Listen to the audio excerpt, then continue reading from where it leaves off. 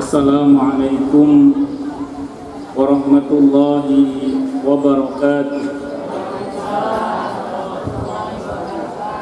Bismillahirrahmanirrahim. Alhamdulillahi rabbil alamin. Alhamdulillahi rabbil alamin wa bihi nasta'inu ala umurid dunya waddin. Wassalatu wassalamu ala asyrafil anbiya'i wal mursalin Sayyidina wa habibina wa syafi'ina wa qurrati a'yunina wa maulana Muhammadin wa ala alihi wa ashabihi wa dhurriyyatihi ajma'in, amma ba'd. Ashhadu an la ilaha illallah wa ashhadu anna Muhammadar Rasulullah wa ufawwidu amri ilallah. Innallaha basirun bil ibad. Hasbiyallahu la ilaha illa huwa alaihi tawakkaltu wa huwa rabbul arsyil azim. Qala Allah ta'ala fi kitabihil karim hikayatan an nabiyillahi Musa alaihi salam. Rabbi syrah li sadri wa yassir li amri wahlul 'uqdatam min lisani yafqahu qawli. Para alim, para asatid, para asatidah, para bapak dan ibu sekalian, hafidhani wa hafidhakumullah, dan adik sekalian, hafidhani wa hafidhakumullah. Wabil khusus segenap pengurus Masjid Sakinah Warahmah, betul ya? Itu Bapak Ustadz Haji Agus Salim beserta jajarannya. Demikian juga para asatidah yang ada di sini. Semoga Anda semua, kita semua selalu dalam naungan rahmat, barokah, perlindungan serta bimbingan Allah Subhanahu wa taala. Amin Allahumma amin insyaallah. Pertama-tama marilah kita haturkan puja dan puji syukur kita ke hadirat Allah Subhanahu wa taala dengan berucap alhamdulillah. Mudah-mudahan dengan hamdalah ini nikmat dari Allah untuk kita ditambah, karena Allah telah berjanji dalam Al-Quran di surah Ibrahim ayat 7, A'udzu billahi samii'il 'aliim minasyaitonir rajiim. Wa ita'adzana rabbukum la in syakartum la azidannakum wa la in kafartum inna 'adzabi lasyadid. Jadi kalau kita bersyukur, sungguh nikmat dari Allah untuk kita ditambah. Dan kalau kita kufur, kita diingatkan oleh Allah akan siksanya yang sangat pedih. Ini janji Allah, dan janji Allah dalam Al-Quran itu la raiba fih, tidak ada keraguan di dalamnya.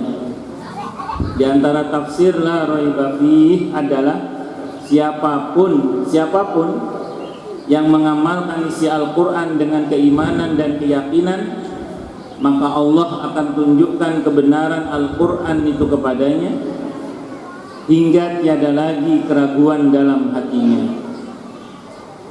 Salawat dan salam semoga tercurah limpahkan untuk junjungan kita Nabi besar Muhammad sallallahu alaihi wasallam.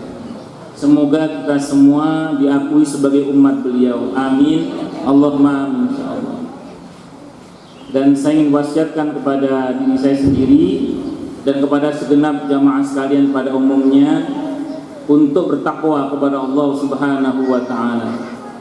Karena dengan takwa itulah kita bisa memperoleh derajat yang sangat tinggi dengan sesungguhnya di hadapan Allah Subhanahu wa taala. Ini berdasarkan kepada firman Allah Subhanahu wa taala, dalam Al-Quran di surah Al-Hujurat ayat 13. A'udzu billahi samii'il 'aliim minasyaitonir rajim. Ya ayyuhan nasu inna khalaqnakum min dzakarin wa untha waja'alnakum syu'uban wa qabaila lita'arafu inna akramakum 'indallahi atqakum. Al-ayat. Wahai manusia, sesungguhnya kami telah menciptakan kalian dari seorang laki-laki dan seorang perempuan, berkembang menjadi bersuku-suku dan berbangsa-bangsa agar kalian saling mengenal.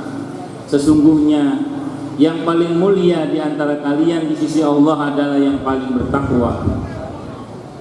Allah juga berjanji akan memberikan bonus bagi siapapun yang sungguh-sungguh bertakwa kepada Allah, berupa solusi atau jalan keluar dari setiap masalah yang dia hadapi. Dan Allah juga berjanji akan memberikan dia rizki dari arah yang dia tidak duga sebelumnya. Hal ini sebagaimana Allah janjikan dalam Al-Quran di surah At-Talaq ayat 2 dan 3. A'udzu billahi samii'il 'aliim minasyaitonir rajim. Wa may yattaqillaha yaj'al lahu makhraja wa yarzuqhu min haitsu la yahtasib.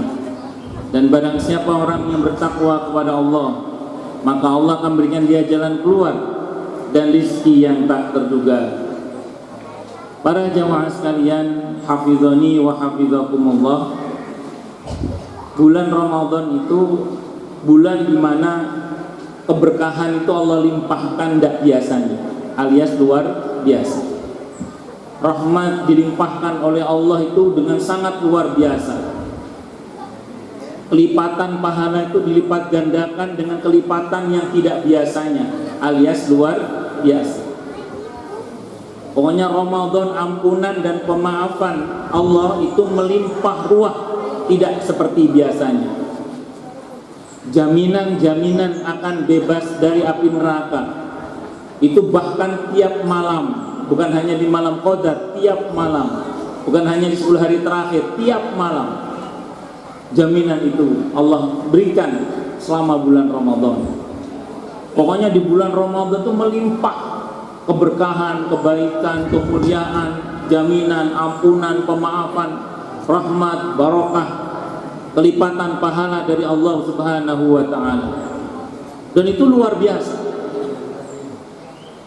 Kalau untuk menjaring rahmat, barokah, ampunan yang melimpah itu, kita hanya menggunakan jaring berupa badan kita yang cuma satu ini, rasanya kok nggak banyak yang bisa kita peroleh.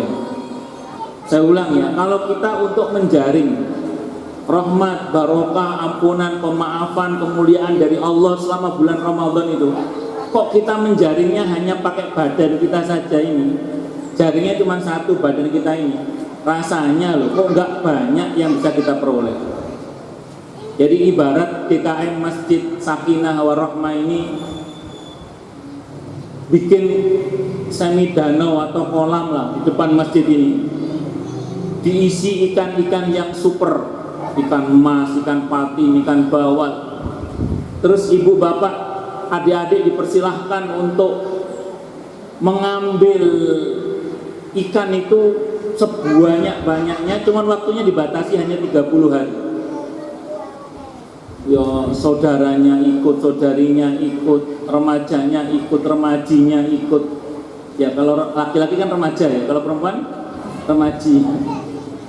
Ya kalau laki-laki siswa, kalau perempuan siswi. Kalau laki-laki mahasiswa, perempuan mahasiswi. Kalau laki-laki di udara, perempuan di udari. Itu ya. Ini nanti tanya sama yang Jawa apa yang di udari. Lanjut ya, lanjut. Daya kalau laki-laki di udara, kalau perempuan di udari. Nanti tanya, bapak-bapak, ibu-ibu suruh datang semua ke situ, disuruh datang ke situ untuk ngambil ikan sebanyak-banyaknya. Beda nggak orang yang bawa satu jaring dapatnya dengan yang bawa 2 jaring? Beda. Yang bawa 3 jaring, bawa jalannya banyak, dengan yang bawa jalan cuma 1, beda. Beda.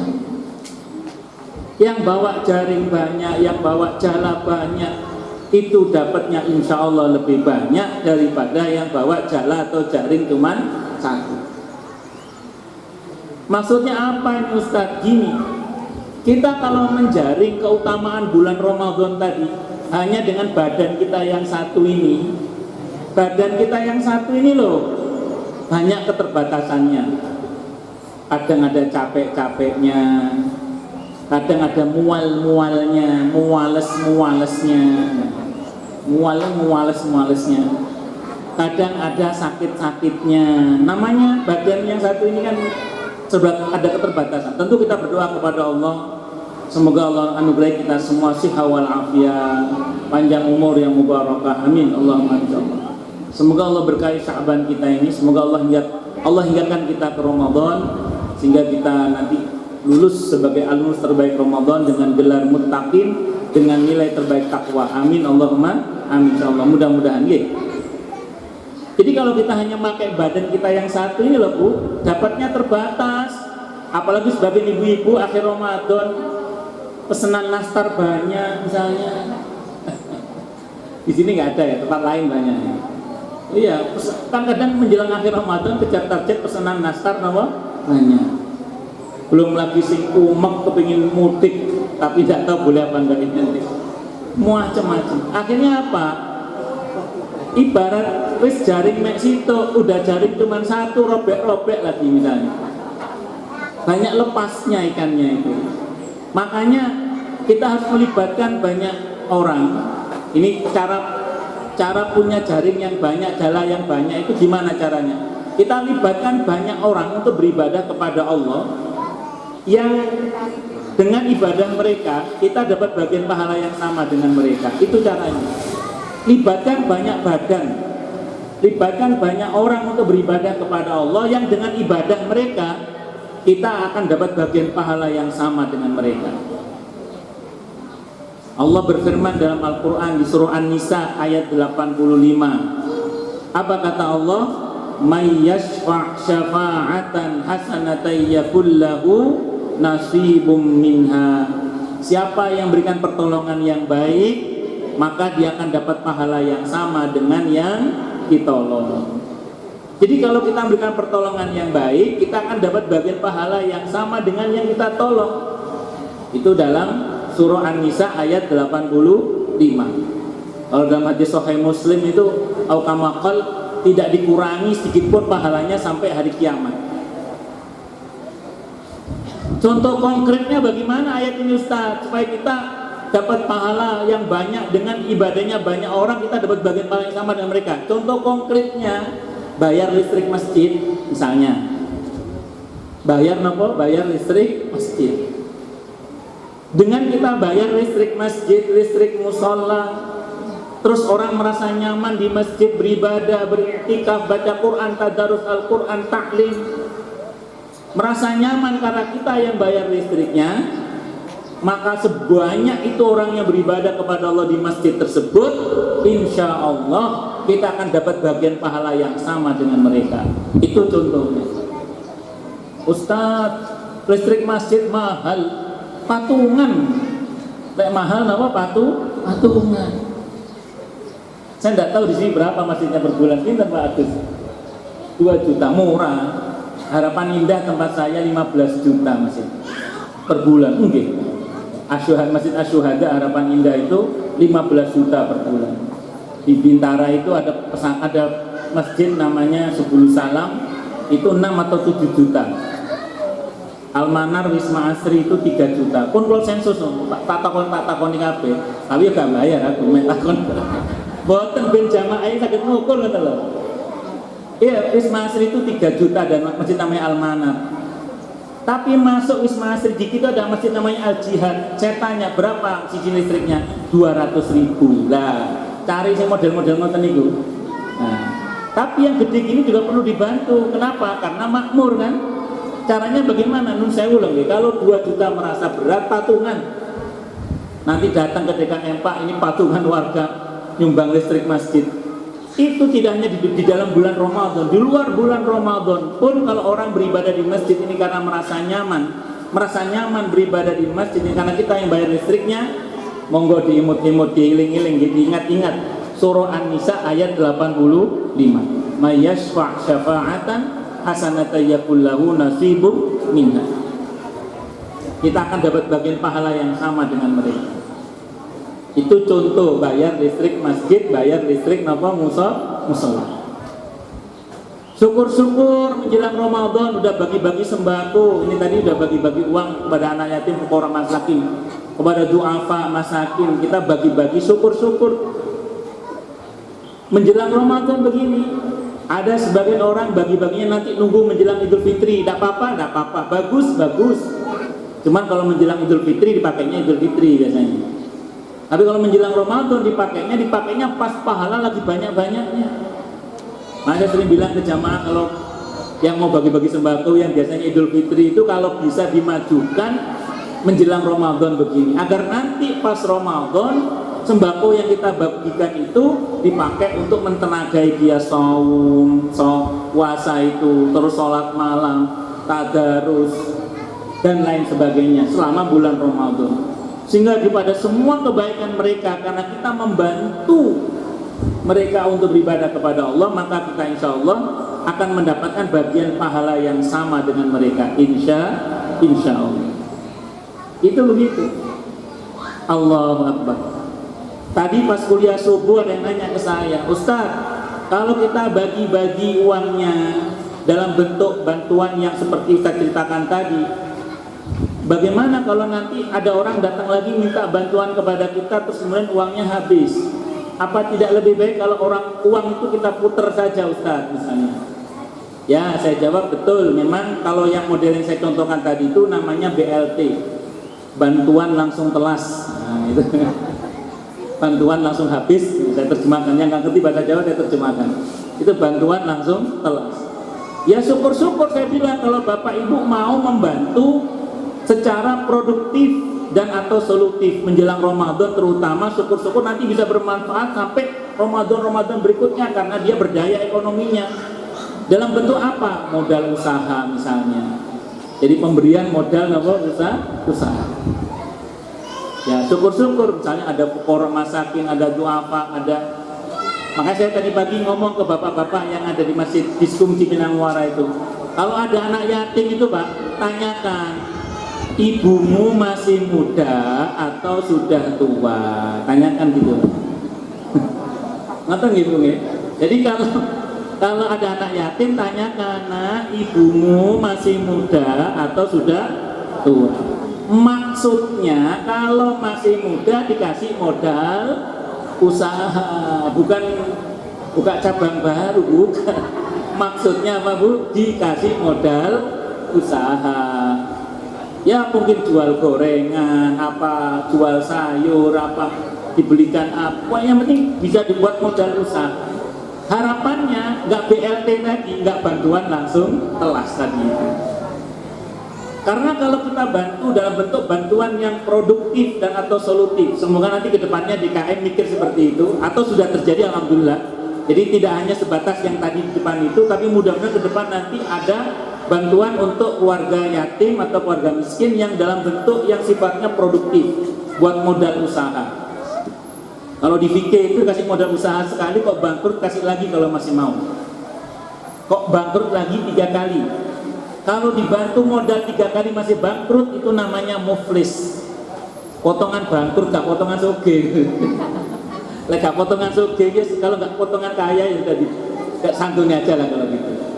Nah itu ada, kalau kita sampai mendistribusikan amanah dari donatur, tadi kan Bapak DKM, Bapak Haji Agus Salim Hafizullah, beliau mengatakan bahwa tadi kan atas kebaikan donatur-donatur nih. Nah itu kalau sampai pendistribusiannya sifatnya produktif, itu bahkan insya Allah bisa menyempurnakan iman.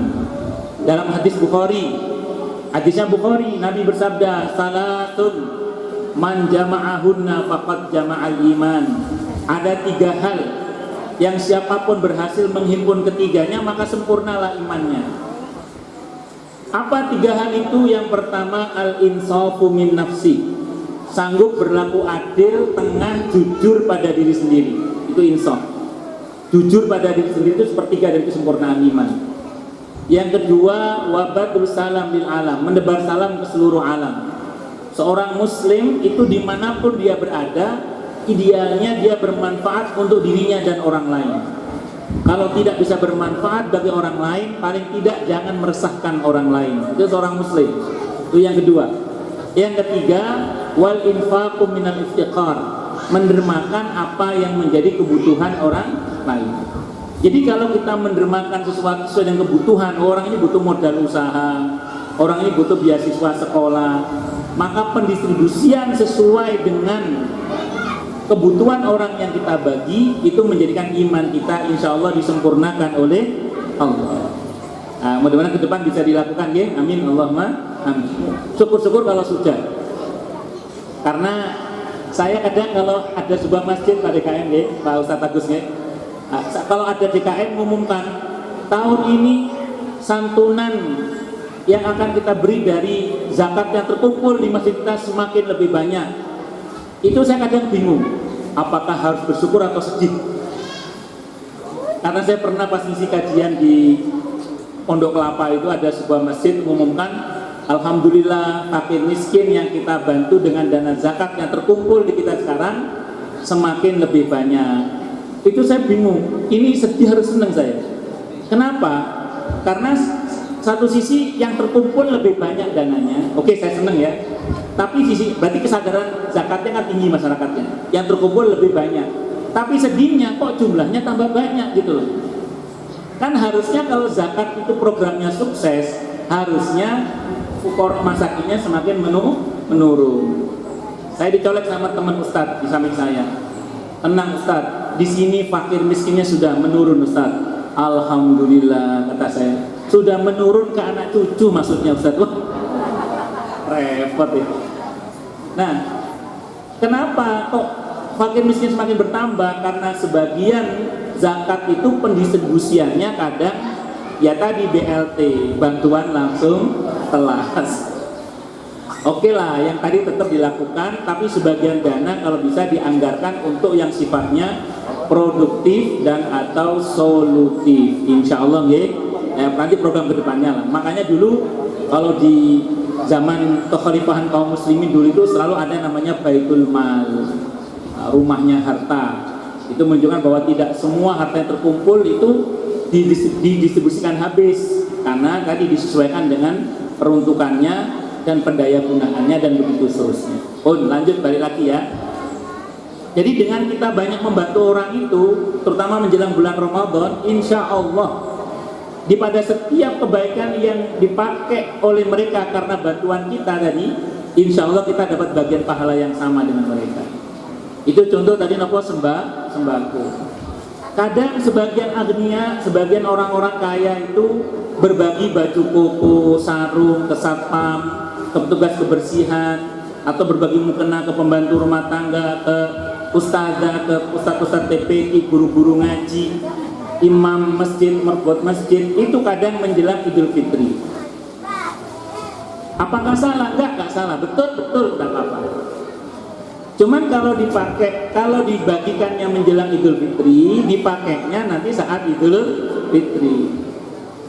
Makanya kalau bisa saya usul saja ini, sekiranya uangnya sudah ada, ditarik sekarang.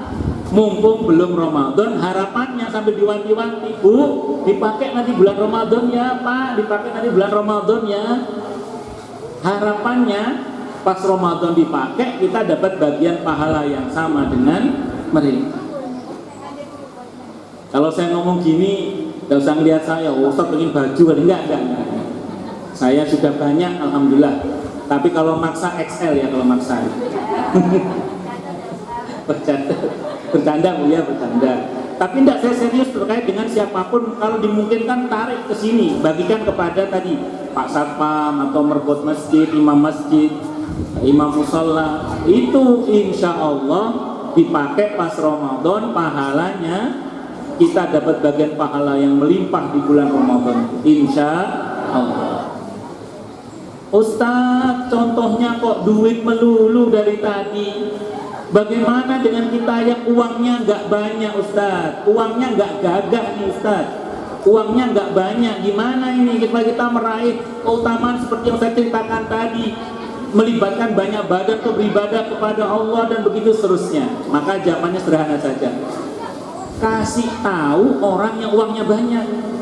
Jadi kalau uang kita nggak banyak, kasih tahu orang yang uangnya banyak. Atau orang yang uangnya banyak kita dorong untuk beramal. Nah, dalam hadis Sahih Muslim, orang yang menunjukkan sebuah kebaikan itu dapat bagian pahala yang sama dengan yang ditunjuki. Makanya tunjukkan, misalnya kita punya anak, dia udah kerja, dia udah punya gaji, kita sebutkan, tong, no, le, cung, kamu kan sudah punya gaji, sisihkan sebagian gaji kamu untuk itu masjid tuh musola itu. Karena ada pesantren, masih ada santrinya, kirim beras ke sana. Kita kasih tahu kalau kita punya teman, punya saudara, Mbak yuk kaji, sayang yuk kaji, sampean panjenengan punya uang banyak, tapi kok uangnya nggak dipakai untuk berbagi ke sesama. Mumpung mau Ramadan, kesempatan dapat pahala yang banyak. Ingatkan. Nah, kita mengingatkan, menunjukkan, mengajak, insya Allah kita dapat bagian pahala yang sama dengan mereka. Sampai sini bisa dimengerti, insya Allah. Ini menebar jala sebanyak-banyaknya selama bulan Ramadan. Tapi jangan gini mikirnya ya, saya udah bantu masjid 5, saya udah bantu musola 10, udah bantu fuqara masakin, anak yatim, merebut masjid banyak. Berarti sudah punya passive income.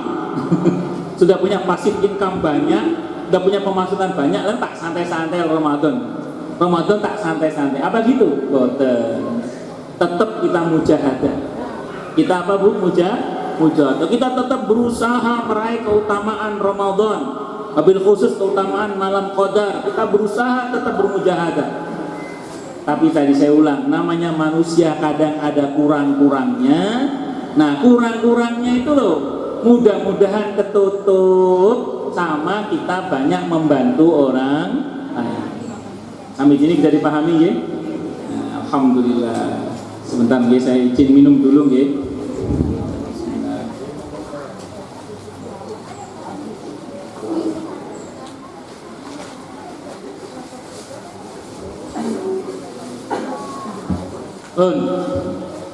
Seringkali di beberapa kajian itu orang nanya ke saya, Ustaz, bagaimana ya Ustaz ya supaya Ramadan kita ini berkualitas?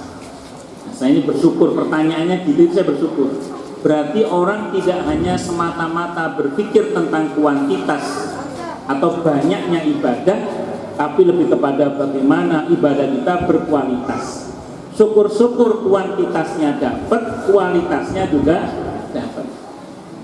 Banyaknya yo dapat, berkahnya yo dapat. Pas ditanya itu, saya sering sampaikan penjelasan Abdullah ibn Abbas radhiyallahu anhuma ketika beliau menafsirkan firman Allah Subhanahu wa taala dalam Al-Qur'an di surah Tabarak atau surah Al-Mulk ayat 2 itu. A'udzu billahi samii'il 'aliim minasyaitonir rajim.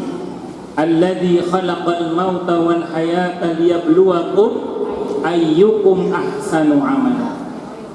Jadi Allah yang telah menciptakan hidup dan mati dengan segala pernak-perniknya itu untuk menguji kalian siapa yang paling baik amal perbuatannya. Liyabluwakum ayyukum ahsanu amala. Untuk menguji kalian siapa yang paling baik amal perbuatannya. Kata Ibnu Abbas, paling baiknya amal itu ukurannya 2. Kata Ibnu Abbas, paling baiknya amal itu ukurannya 2. Yang pertama ikhlasnya, yang kedua benarnya. Jadi yang pertama apa? Ikhlasnya, yang kedua apa? Benarnya. Makanya terkait dengan ini harus selalu kita camkan betul tentang satu ikhlas, yang kedua benarnya amal. Yang pertama ikhlas. Ini supaya amal kita berkualitas ya. Ramadan kita saumnya berkualitas, qiyam Ramadannya berkualitas, zakatul fitrinya juga berkualitas, dan berbagai macam aktivitas di dalam bulan Ramadan kita terutama ya, dan semoga lanjut pasca Ramadan juga itu berkualitas. Yang pertama harus ikhlas. Ikhlas itu dari kata akhlasu yukhlisu ikhlasun, artinya memurnikan. Apa yang dimurnikan? Pertama akidah kita, tauhid kita, iman kita. Jangan sampai terkotori oleh hal-hal yang dapat merusaknya, seperti syirik, terutama syirik besar ya, atau riddah, murtad, keluar dari Islam, dan atau yang ketiga kufur akan ayat-ayat Allah. Kufur akan ayat-ayat Allah itu contohnya misalnya menghalalkan apa yang nyata-nyata diharamkan oleh Allah, atau mengharamkan apa yang nyata-nyata dihalalkan oleh Allah. Jadi menghalalkan yang diharamkan, mengharamkan yang dihalalkan dengan sengaja, nah, itu tidak boleh. Itu masuk dalam kategori kufur akan ayat-ayat Allah. Itu sanksinya berat tuh kalau sampai akidah kita terkotori oleh salah satunya saja. Nanti coba dicek di surah Al-An'am ayat 88. Bisa dicek juga di surah Al-Kahfi ayat 105. Itu kalau sampai kita melanggar ketentuan terkait dengan hal-hal yang dapat merusak akidah kita itu, dari akil balik sampai kita berbuat yang menodai akidah kita itu, bisa lebur semua kebaikan kita, tidak ada nilainya di hadapan Allah Subhanahu wa taala. Bahkan kalau kita sampai matinya tidak bertobat, kita bisa menghadap kepada Allah dengan 0 kebaikan. Coba nanti termati di Al-Kahfi itu misalnya ayat 105 itu, fahabitat a'maluhum fala nuqimu lahum yaumal qiyamati wazna. Hancur lebur amalnya, gak diterima oleh Allah gara-gara kufur. Dalam konteks ayat itu kufur akan ayat-ayat Allah. Kalau syirik tadi di Al-An'am ayat 88 ya. Dan Allah tidak akan timbang amal perbuatannya. Kenapa nggak ditimbang? Ditimbang itu kalau ada perbandingan baik buruknya. Kalau nggak ada perbandingan baik buruknya, nggak ditimbang oleh Allah. Alias dia menghadap kepada Allah dengan 0 kebaikan. Na'udzubillahi min syarri.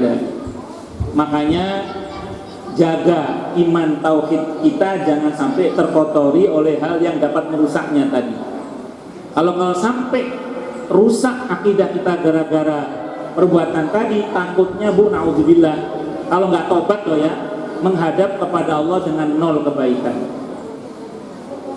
Ustadz gimana dong? Dulu saya pernah seneng banget sama dukun misalnya. Saya seneng banget dulu langganan majalah Nova, langsung buka ramalan bintang. Wah, kan dulu ada ya yang sering langganan majalah titik-titik misalnya, langsung ramalan bintang, menukik ke asmara dan keuangan. Misalnya, kan dulu pernah percaya begitu, kan bahaya itu. Gimana Ustaz kalau seperti itu? Misalnya, nun sewu misalnya loh ya. Maka taubat minta ampun kepada Allah. Saya pas ngomong taubat minta ampun kepada Allah itu ada yang nanya ke saya, Ustaz, bukannya perbuatan syirik itu tidak diampuni oleh Allah? An-Nisa ayat 48 dan 116. Maka saya jawab, kalau sampai matinya tidak bertobat kepada Allah, iya. Karena memang dosa syirik itu menuntut adanya taubat. Tapi kalau dia taubat sebelum meninggal, Allah ampuni. Mana jaminannya? Firman Allah dalam Al-Quran di surah Al-Furqan ayat 68, 69 sampai 70. Itu terkait dengan 3 dosa besar sekaligus. Syirik, membunuh, zina. Syirik, membunuh, zina. Itu kalau nggak tobat Allah hinakan. Tapi kalau dia tobat, apa kata Allah? Illa man taba wa amana wa amila amalan salihah fa ulaika yubaddilullahu sayyi'atihim hasanat. Kecuali orang-orang yang mau bertobat, beriman dan beramal saleh, maka Allah akan ganti kejahatannya, keburukannya dengan kebaikan-kebaikan. Itu maksudnya apa? Dosa diganti dengan pahala, dosa diganti dengan ampunan. Bahkan kata Imam Syafi'i, pahala yang hilang tadi kan hilang pahalanya itu gara-gara tobat dikembalikan lagi. Masya Allah. Jadi gara-gara tobat yang tadi pahalanya hilang balik lagi. Kita yang lalu biarlah berlalu, sekarang ayo kita berbagi iman Islam kita, jangan sampai terkotori oleh salah satunya tadi, apalagi tiga-tiganya. Kemudian yang kedua yang mesti kita murnikan adalah niat kita untuk berbuat semata-mata hanya karena Allah. Allah berfirman dalam Al-Quran, salah satunya di surah Al-An'am, surah ke-6 ayat 162 itu, Qul inna salati wa nusuki wa mahyaya wa mamati lillahi rabbil alamin. Katakanlah wahai Nabi, sesungguhnya salatku, ibadahku, hidup dan matiku, seluruhnya itu semata-mata hanya karena Allahu Rabbul Alamin. Ibu-ibu senang apa senang Ramadan mau datang? Senangnya karena apa? Ya karena banyak pahala melimpah ya. Bukan karena banyak pesanan nastar bukan. Atau banyak pesanan jahitan.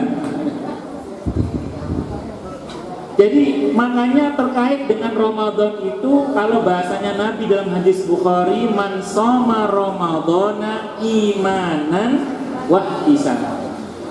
Jadi dasarnya kita shom itu karena iman, ini perintah Allah. Karena ihtisaban, berharap ridha Allah, cinta Allah, pahala dari Allah. Jadi kita senang karena ini masa di mana kesempatan kita meraih ridha Allah, rahmat Allah, barokah dari Allah. Maka kalau itu motivasi saum kita, kalau itu motivasi qiyam Ramadan kita, tarawih kita, maka insya Allah ghufira lahu ma taqaddama min dzambi. Kita termasuk yang diampuni dosanya yang telah lalu. Amin Allahumma amin.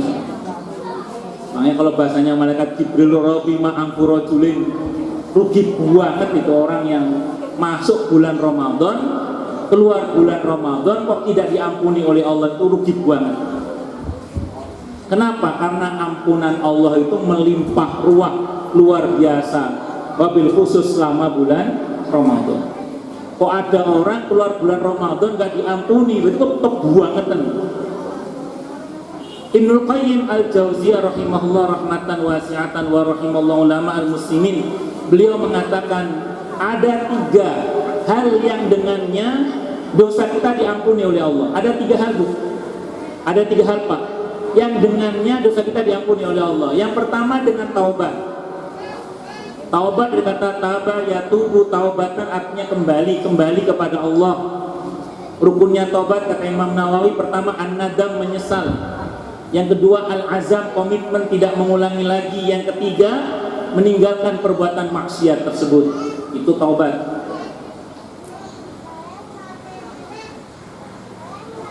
Ada ulama yang menambahkan satu lagi, yaitu harus membenci perbuatan maksiat tersebut. Cuman ini jadi perdebatan ini. Nah pas saya tambah satu itu, ada jamaah yang mendekati saya, Ustadz, saya udah taubat, saya sudah menyesal, katanya. Saya sudah berkomitmen tidak mengulangi lagi. Bahkan saya sudah meninggalkan perbuatan maksiat tersebut 25 tahun, kata dia. Saya sudah meninggalkan perbuatan maksiat tersebut sudah 25 tahun Ustaz, kata jamaah saya. Itu saat saya ngisi khutbah di Masjid Al-Ihsan, Villa Jakastia, Pondok Timur Masjid. Nah, beliau ngomong gitu ke saya sudah meninggalkan perbuatan maksiat tersebut 25 tahun Ustaz. Cuman tadi Ustaz bilang ada ulama yang mengatakan harus membenci perbuatan maksiat tersebut. Saya tidak bisa membencinya Ustaz. Kenapa Pak? Saya bilang, saya tidak bisa membencinya Ustaz. Kenapa? Saya bilang itu. Kata beliau, kenangannya terlalu indah Ustaz. Kenangannya terlalu indah. Ya udah Bapak cerita aja lah, saya bilang. Bapak cerita saja. Siapa tahu nanti saya bisa bantu. Akhirnya beliau ini cerita. Saya ini punya kantor Ustaz dekat Asmi. Tahu Asmi Pak ya? Oh Bapak-bapak tahu lah Asmi lah. Dekat Asmi Ustaz. Ya namanya dekat Asmi Ustaz, banyaklah cewek-cewek yang cuantiap itu kongko-kongko di kantor saya. Salah satunya saya ke kantor dia Ustaz. Saya ajak poligami, tidak mau Ustaz. Akhirnya kita pacaran sampai terjadilah perbuatan nista itu. Naudzubillah. Saya sudah menyesal Ustaz. Saya sudah berkomitmen tidak mengulangi lagi. Bahkan saya sudah meninggalkan perbuatan maksiat itu 25 tahun Ustaz. Tapi saya belum bisa membencinya Ustaz. Kenapa? Karena kenangannya terlalu indah. Ya Allah. Terus saya bilang sama beliau, ya udah Pak, gini Pak, perbuatan nistanya itu harus dibenci, perbuatan maksiatnya harus dibenci. Tidak boleh kita senang sama maksiat, itu tidak boleh.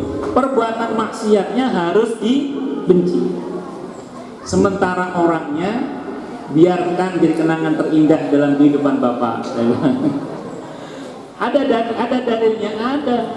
Di kitab Riyadhus Shalihin, yang pernah ngaji kitab Riyadhus Shalihin, Nabi pernah mengatakan, cintailah karena Allah dan bencilah ke Allah. Kalau mencintai karena Allah kami paham ya Rasulullah, kata para sahabat. Kalau membenci karena Allah itu bagaimana? Kata Nabi, bencilah perbuatannya. Jadi orangnya jangan dibenci, karena itulah dakwah kita.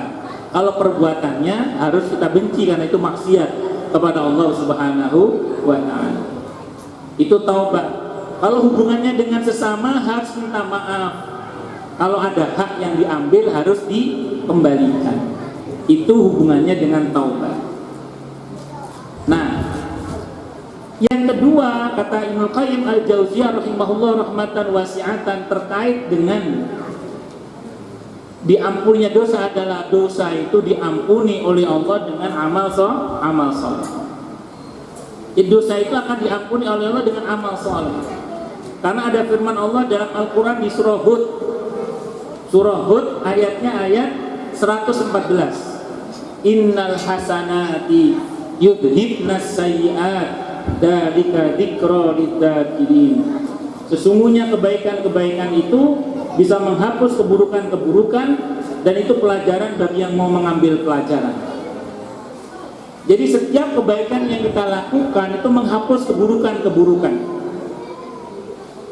Dan bulan Ramadan, itu kata Imam Asy-Syaukani, beliau menjelaskan dinamai dengan istilah Ramadan. Ramad itu artinya membakar, meluluhlantakkan, menghancurkan. Ziyadah alif dan nun menunjukkan maknanya adalah sempurna tapi sementara. Sempurna karena daya hancurnya itu luar biasa. Daya penghancurannya akan dosa itu luar biasa, sempurna Ramadan itu. Tapi sementara karena dibatasi pada ayyam ma'dudat, yaitu 30 atau 29 hari. Makanya kalau di bulan Ramadan kita tidak memanfaatkan untuk beribadah dan beramal soleh dengan nilai kebaikan yang luar biasa itu, yang berarti apa? Kalau pahalanya luar biasa, berarti dosa yang dihapus juga luar biasa. Jadi kalau pahala di dalam bulan Ramadan itu luar biasa, berarti dosa yang dihapus di bulan Ramadan itu juga luar biasa. Tadi surah Hud ayat 114. Atau pernah sahabat Abi Dzar Al-Ghifari radhiyallahu anhu menghadap kepada Nabi kita Muhammad sallallahu alaihi wasallam, maka beliau bertanya, ya Rasulullah, alimni amalan yuqarribuni ilal jannah wa yuba'iduni minan nar. Wahai Rasulullah, ajari aku satu amalan yang dengannya aku dekat dengan surga dan jauh dari neraka. Kata Nabi, idza amilta sayi'atan fa'atbiha hasanatan aw kama qala. Apabila kau berbuat yang tidak baik, maka segera susul dengan kebaikan. Dalam hadis yang lain ada tambahannya, tamhuha, agar kebaikan itu menghapus keburukan tersebut. Abi Dzar nanya lagi, aqaulu la ilaha illallah min hasanatin, apakah ucapan la ilaha illallah termasuk kebaikan? Nabi menjawab, qala na'am bal huwa ahsanul hasanat. Iya, bahkan dia termasuk ucapan yang paling baik, kebaikan yang paling baik. Makanya saya ulang Bu ya Bapak ya, mumpung bulan Ramadan, kebaikan diberi pahala dengan pahala yang luar biasa, berarti dosa yang dihapus oleh Allah di bulan Ramadan juga sangat luar biasa. Itu yang kedua. Yang ketiga, dengan musibah. Kata Ibnu Qayyim, dosa itu dihapus dengan musibah. Kalau kita bersabar dengan musibah yang Allah berikan kepada kita, hadisnya Sahih Muslim, rontok dosa kita seperti daun yang kering berguguran dari dahannya. Kalau sabar. Kalau bersyukur, ada orang kena musibah kok bersyukur, dalam hadisnya Sahih li ghairihi, riwayat Ahmad, ada dalam kumpulan Sahih hadis qudsi. Janji Allah untuk orang yang bersyukur saat kena musibah apa? Allah, aku akan ampuni dia seperti dia baru lahir dari rahim ibunya. Kalau sabar. Kalau bersyukur diampuni seperti bayi yang baru lahir dari rahim ibunya. Pernah ada jamaah saya nanya, emang musibah bisa disyukuri Ustaz? Bisa. Caranya bagaimana Ustaz? Saya tanya sama ibu itu.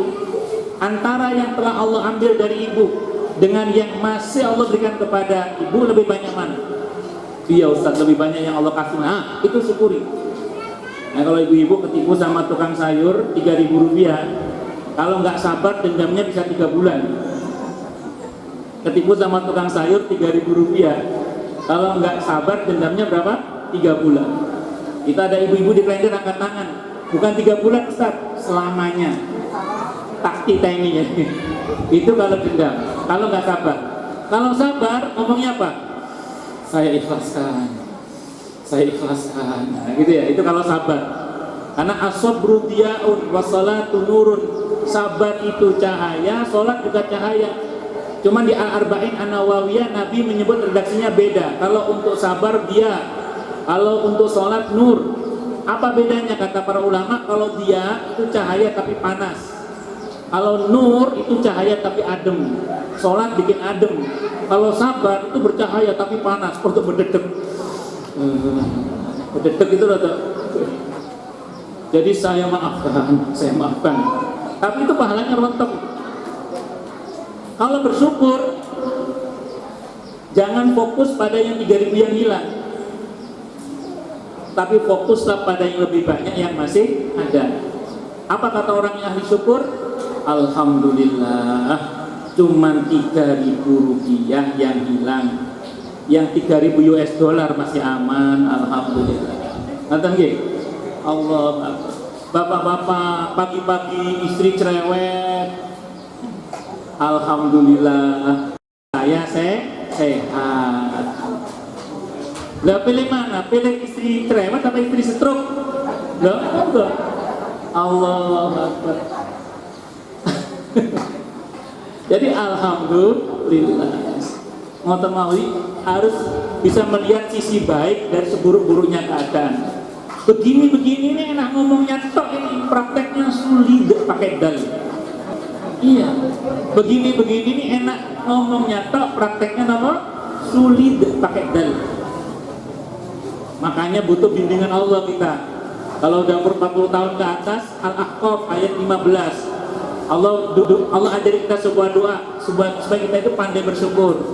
Rabbi auzi'ni an ashkura ni'mataka allati an'amta 'alayya wa 'ala walidayya wa na'mala salihan tardah wa aslih li fi dzurriyyati inni tubtu ilaika wa inni minal muslimin.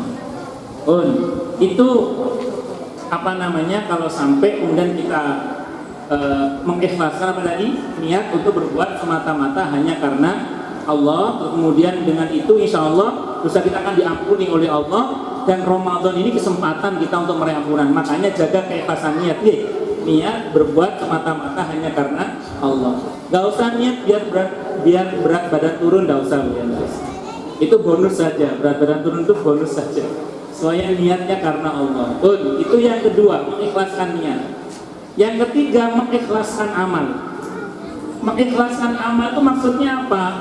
Pada ketentuan yang gak boleh ditambah, jangan ditambah. Pada ketentuan yang gak boleh dikurangi, jangan dikurangi.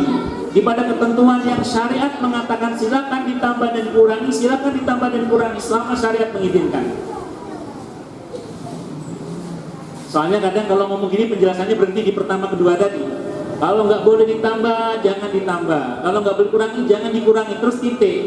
Padahal ada satu lagi itu. Kalau syariat mengatakan silakan ditambah, silakan dikurangi, silakan ditambah dan dikurangi. Ada ketentuan satu lagi itu jangan dibahas, yang ketiga itu. Kadang bahkan cuma 1-2 saja tadi itu. Nah, ini yang mau saya terangkan. Yang pertama, yang nggak boleh ditambah, jangan ditambah. Mentang-mentang semangat sahur, 1 Syawal masih sahur, nggak boleh. Nggak, jangan mentang-mentang seneng sahur, seneng puasa, 1 Syawal masih puasa. Nggak boleh, 1 Syawal itu sudah tidak boleh puasa. Itu contoh. 2 Syawal nanti baru ada puasa Syawal. Kalau mau di tanggal 2 langsung. Dan sama 1 bulan di bulan Syawal. Itu yang pertama. Daripada yang nggak boleh dikurangi, jangan dikurangi. Pernah ada orang datang ke rumah, Bu. Dia bilang gini, Pak Kiai, saya mau bayar zakat fitrah anak saya, Pak Kiai. Anak saya ini umurnya baru 1,5 tahun, Pak Kiai. Saya keluarkan zakatnya 1,5 kilo boleh ya, Pak Kiai? Iya, Bapak ini. Maka saya katakan, Pak, jangankan umur 1,5 tahun, seabad setengah pun zakatul fitrinya jelas.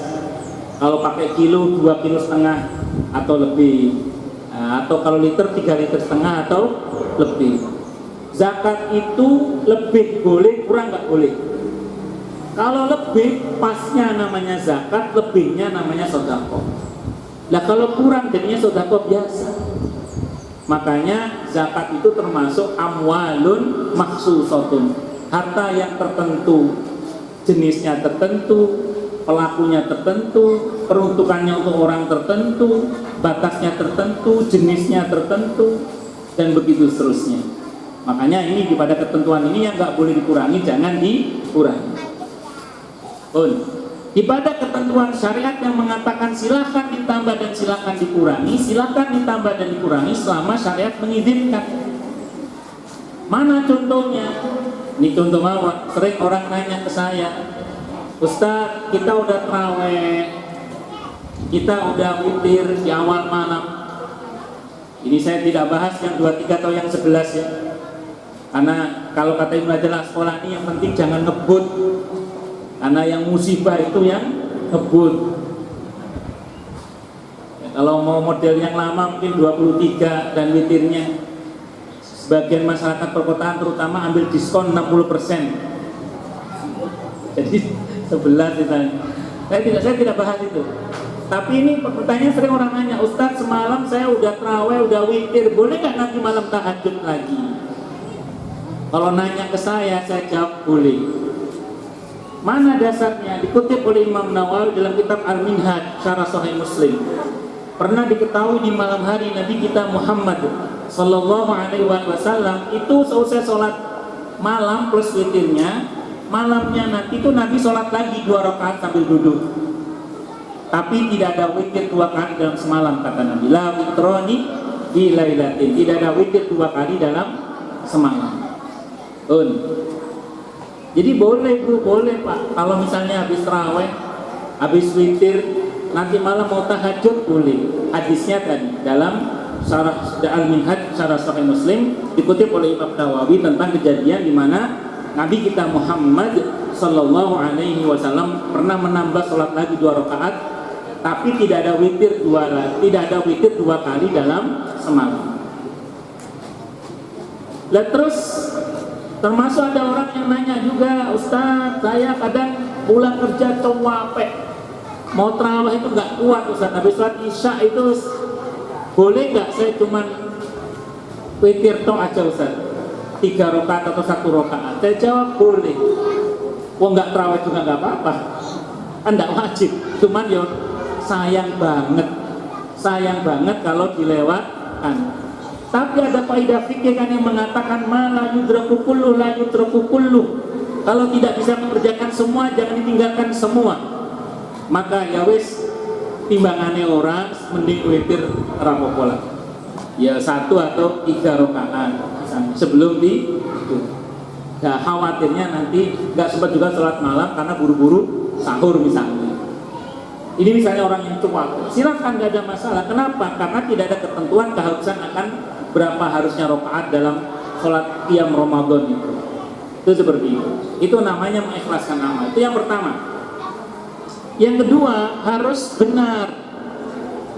Jadi kalau ingin amalan kita berkualitas, kata Ibnu Abbas, harus benar. Untuk benar syaratnya ada dua.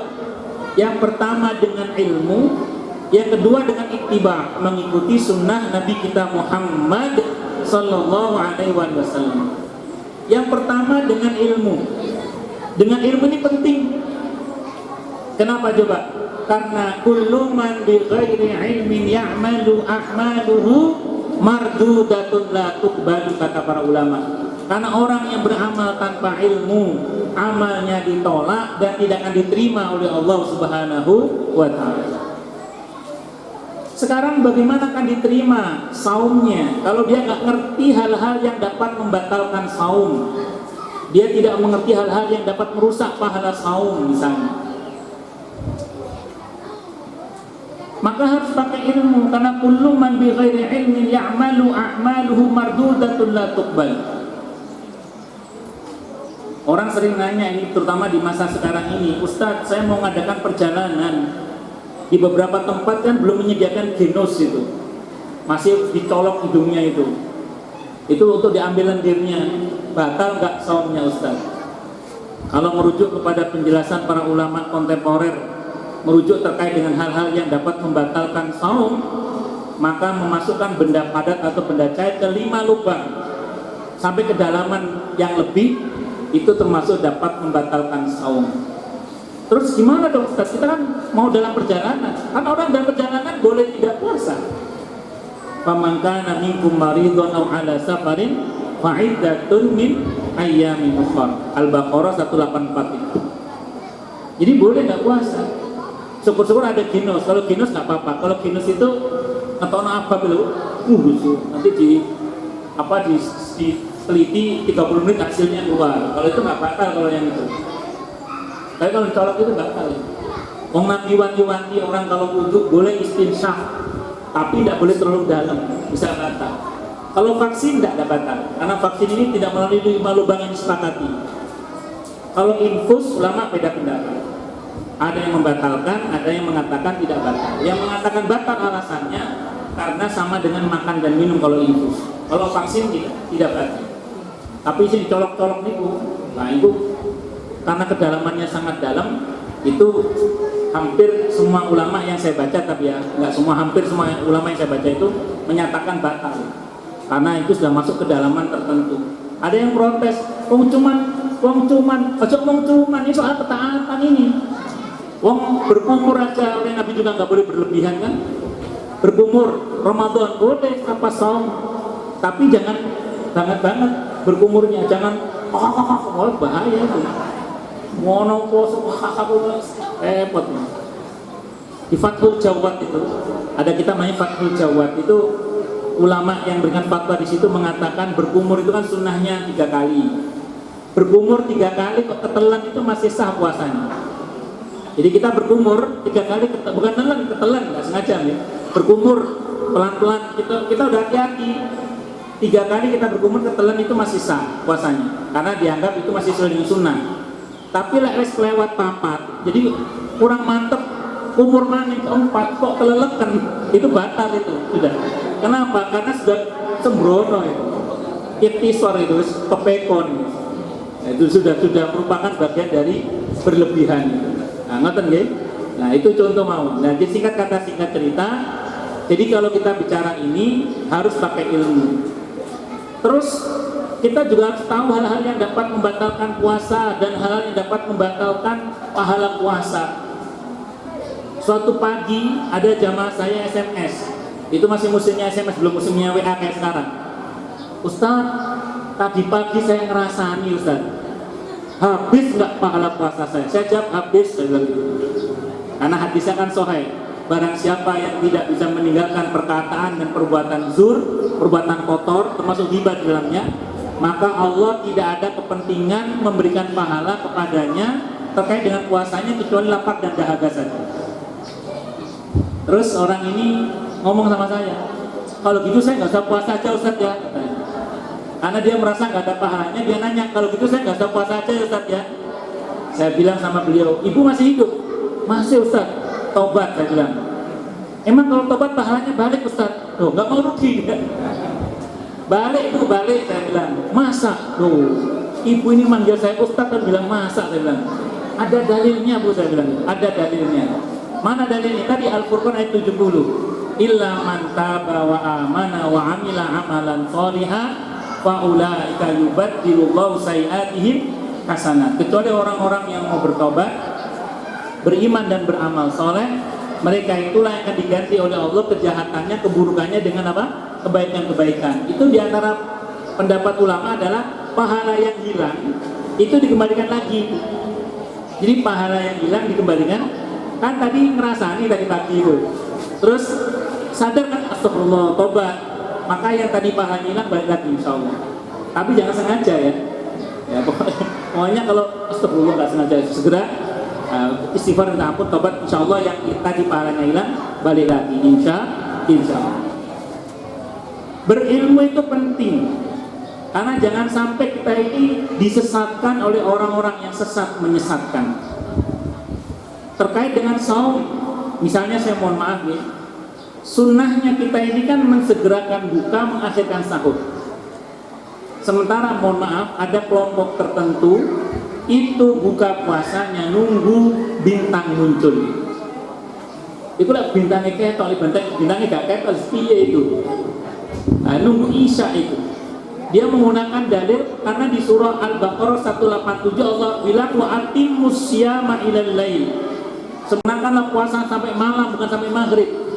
Dia lupa bahwa dalam ayat itu Allah menggunakan kata ila, bukan hatta. Kalau hatta itu li ghayatil intiha, pokokan sampai entek. Misalnya gini ya, akal tusamaka hatta roksihi. Saya makan ikan hingga kepalanya, itu kepalanya habis itu. Tapi kalau saya makan akal tusamaka ila roksihi, itu saya makan ikan hingga sampai kepalanya masih ada. Makanya kalau Allah pakai kata ila berarti bukan sampai masuk malam, tapi di permulaan malam, yaitu apa? Maghrib. Tapi ada kebablasan di daerah Duren Jaya. Tahun 2006 saya dapat laporannya. Itu ada sekelompok orang buka puasanya jam 5 sore. Jam 5 sore. Ditegur oleh jamaah masjid, Pak, buka puasanya kok nggak maghrib? Kenapa jam 5? Apa jawabannya? Mas, maghrib waktunya sholat, buka itu jam 5.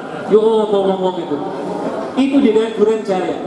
Itu tahun 2006. Data masih ada apa nggak kelompok itu? Tahun 2004. Saat itu saya sedang mengikuti Bahsul Mas saya di pesantren Sidogiri Pasuruan. Tahun 2004 dapat laporan di daerah Pujon, Malang, Jawa Timur. Itu ada komunitas di mana guru spiritualnya ngomong sama murid-muridnya. Orang puasa itu dilarang makan apapun dari terbit fajar sampai tenggelamnya matahari kecuali lontong. Coba, Pujon, Malang, Jawa Timur tahun 2004. Yuk ngomong. Pengikutnya ada, berarti yang nggak berilmu kan banyak berarti kan? Berarti ada yang nggak berilmu, karena kalau dia berilmu pasti tanya, maaf Kiai, hadis tentang lontong itu gimana? Kan gitu sih. Kan ngoten lah ya. Jangan-jangan Kiai ini bakul lontong. Itu di Pujon, Malang, Jawa Timur. Tahun 2004. Ya Allah. Nah, itu wallahu a'lam bishawab. Nah, jadi itulah pentingnya ilmu, karena di antara talbis iblis kata Ibnu Jauzi terkait dengan orang yang tidak berilmu itu apa? Dibuat orang itu sibuk dengan amalan yang utama, secara bersamaan dia tinggalkan yang lebih utama. Sibuk dengan yang utama, secara bersamaan dia tinggalkan yang lebih utama. Apa contohnya? Buka di awal waktu itu utama, tapi bagi bapak-bapak terutama sholat maghrib berjamaah itu jauh lebih utama. Dia enakan banget sampai lagi jamaah, itu repot. Kadang kalau yang acara reunian itu kadang sampai dulu, kadang ya ada yang sampai lupa sholat maghrib, itu gimana itu? Itu namanya sibuk dengan yang utama, melupakan yang lebih utama. Itu kalau orang Jawa bilang nguber uceng kehilangan belek gitu namanya. Ngejar ikan kecil kehilangan ikan besar. Hati-hati itu.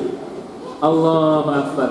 Ibu-ibu mau tahajud, suami ngajak tahajud, pilih mana dulu? Ibu-ibu mau tahajud, suami ngajak tahajud, apa dulu? Tahajud dulu. Tahajud itu sunnah, tahajud dengan suami itu wajib. Tahajud. Kalau di Madura itu tidak boleh suaminya batuk, mesti hamil itu. Kalau di Madura itu. Makanya di Madura itu tidak boleh ada pemadaman lampu. Itu jumlah penduduk langsung meningkat besoknya itu. Itu di Madura ya. Nah, di sini nggak tahu ya. Nah itu ya diantaranya. Baik. Sampai mana? Ilmu ya, dengan ilmu. Makanya saum Ramadan harus diilmui, jangan sampai tidak diilmui. Bahwa saum Ramadan adalah saum, berkata sauma yasumu sauman, artinya imsak, menahan diri dari hal-hal yang dapat membatalkan puasa, dari terbit fajar sampai tenggelamnya matahari disertai dengan niat. Khusus untuk Ramadan niatnya sebelum subuh. Dalam madzhab Maliki dikutip oleh Ibnu Hajar Al-Asqalani juga, sebagian para madzhab Syafi'i juga berpendapat yang sama, mengatakan untuk mengantisipasi kelupaan niat di malam-malam Ramadan, di awal Ramadan niat puasa sebulan penuh. Boleh, tidak apa-apa. Jadi awal Ramadan niat apa? Puasa sebulan penuh, karena dianggap Ramadan ini ibadah paket dalam madzhab Maliki, termasuk pendapat Ibnu Hajar Al-Asqalani. Sebagian penganut madzhab Syafi'i juga seperti itu. Itu seperti itu. Itu diantaranya ya, terkait dengan niat.